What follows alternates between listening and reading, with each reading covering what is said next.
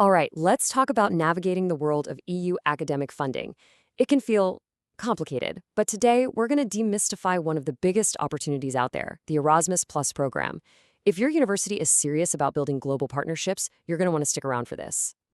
So here's our roadmap. First, we'll cover the basics of what Erasmus Plus even is. Then, we'll untangle the two big pathways for universities, ICM and CBHE.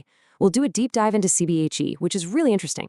We'll look at an amazing real-world story from Prince of Songkla University, talk about the actual benefits they saw, and then wrap up with a checklist for anyone thinking about jumping in. Sound good? Let's go.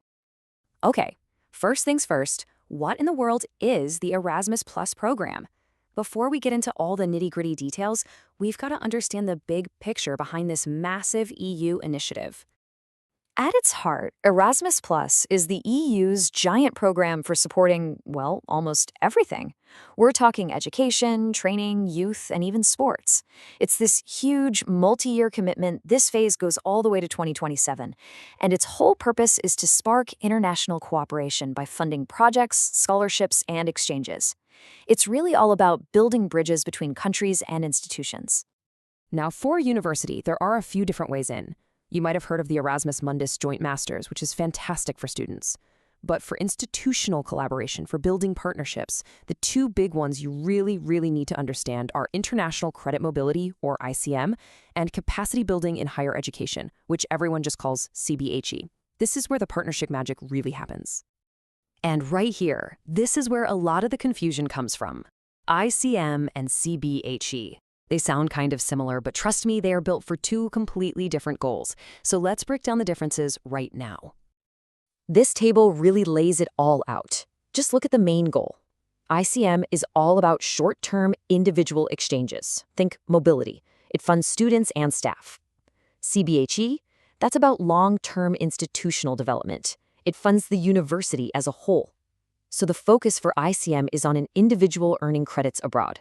The focus for CBHE is on strengthening the university's systems and curriculum. It's a huge difference. You know what? Let's make it even simpler. If you remember just one thing, make it this.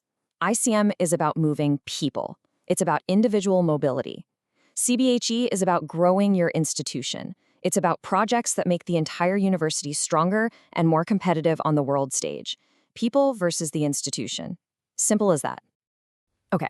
So, since we're really focused on these big strategic partnerships, we are going to dive deep into CBH. This is the pathway that's all about strengthening your university from the inside out. So, what does capacity building actually mean? Well, think of it like an upgrade for your entire academic ecosystem.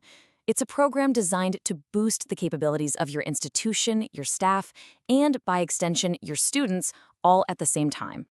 And this is probably the most important myth to bust right from the start. It is absolutely crucial to understand that CBHE is not a personal scholarship for one student or professor, and it is not a research grant for a specific lab project. It's bigger than that. It's about building the foundation. So what does this capacity building look like in the real world? Well, it can be a whole range of things. We're talking about tangible projects, like developing brand new curricula with international partners, organizing workshops to train your staff, creating official policy guides for your international relations office, or promoting this cool concept called internationalization at home. These are real actions with lasting impact. Now, all this theory is great, right? But let's see how it actually works. We're going to look at an amazing story from Prince of Songkla University, or PSU, in Thailand, and how they just absolutely mastered the art of leveraging CBHE. Check out this number, 24. That is not a typo. That is how many Erasmus Plus CBHE projects PSU has joined since 2015. This just shows you this wasn't a one-time experiment for them.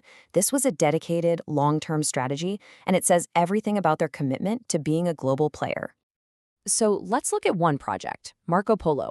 It kicked off in Spain, but just a few months later, look at this. PSU was already hosting a major training event. They weren't just a passive member sitting in the audience. They were in the driver's seat, co-developing policy manuals and making exchanges happen. They were a true partner. And here's another one, the Friends Project. Again, you can see PSU was super active, holding their own internal workshops. But this is the best part. In 2022, 4 of their students got to go to a student boot camp in Bulgaria. This is the perfect example of how building up the institution directly creates these once-in-a-lifetime opportunities for students. Okay, so after being part of 24 projects, hosting all these events, sending students across the world, you gotta ask, what was the real payoff for PSU? What did they actually get out of all this incredible effort? Well, let's get into it. Let's talk about the tangible benefits, because this is where all that strategic work really pays off. The results for them were just huge. They seriously leveled up their internationalization at home, making their whole campus feel more global. They developed real-world skills and global competencies for staff and students. Their network of partners in both Europe and Southeast Asia exploded. And here's the kicker. Their international reputation grew so much that they started getting constantly invited to join new projects. Success just started breeding more success. Okay, so if you're listening to this and feeling inspired by PSU's story, you might be wondering, what do we need to do to get started? So here's a quick, practical checklist for any university thinking about becoming a partner. First, and this is non-negotiable, you must have support from the very top. We're talking a signed mandate from your university president.